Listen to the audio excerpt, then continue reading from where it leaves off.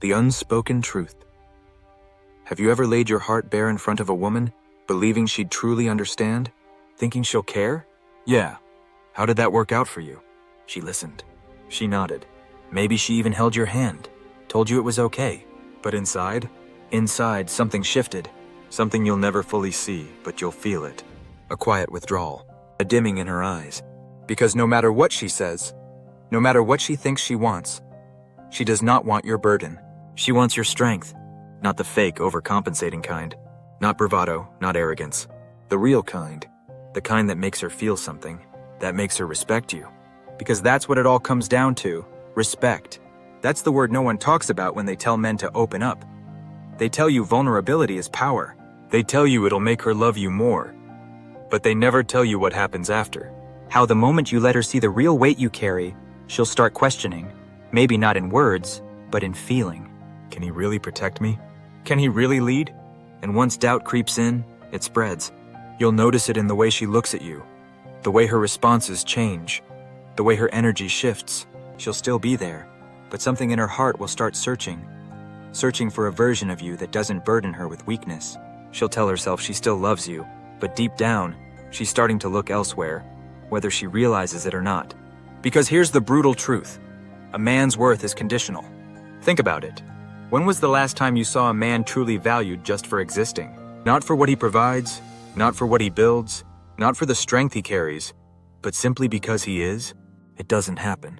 A man is measured by what he can do, by what he brings to the table. And the second he lets go of that, he stops being seen the same way. A woman can exist and be valued simply because she is. A man? He has to become. He has to earn respect.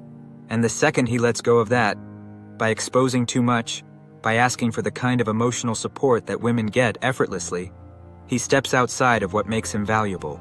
He stops being the source of stability, and the second you stop being the rock, you become another problem for her to solve. And women don't want to solve a man. They want to follow a man.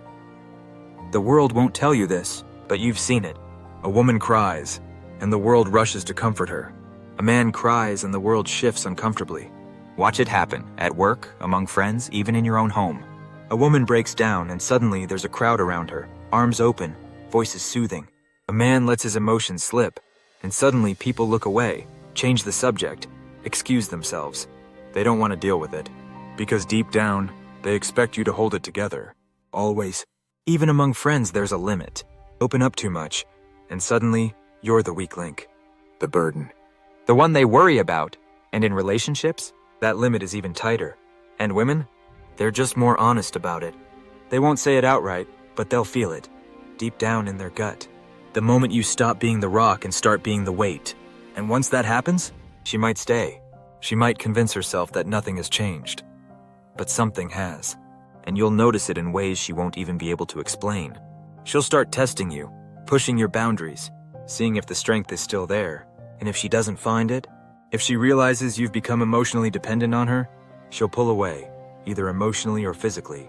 And it won't even be a conscious choice. It's instinct. Men who understand this truth learn to carry their struggles in silence. They become their own source of strength, seeking guidance and wisdom from within, from action, not from words. The ones who fail, they seek validation. They seek permission to feel weak. And in doing so, they lose the very thing that defines them. Think about history, about the leaders, warriors, and builders who shaped the world. They weren't loved for their struggles. They were respected for their perseverance. They were defined by what they endured and how they carried that weight, never by how much they complained about it. No great man ever earned his place by asking for sympathy. This isn't about being heartless. It's about being disciplined. It's about knowing where to place your emotions, about finding the right outlets, ones that don't weaken you in the eyes of those who look up to you.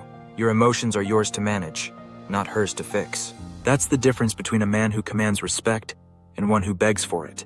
And this doesn't mean you never express yourself. It means you choose how and when. There's a difference between confiding in a mentor, a brother, or a trusted friend, and unloading all your fears and insecurities onto the woman who looks to you for strength. She doesn't want to carry that weight. And if you make her, she'll resent you for it, even if she never says it out loud. Your strength isn't about being invulnerable. It's about being in control. It's about knowing that life will test you, that struggles will come, but that your response defines you. No one, not her, not the world, is coming to save you. They only respect what stands tall. And that's the game. You don't have to like it. You just have to understand it. So stand tall.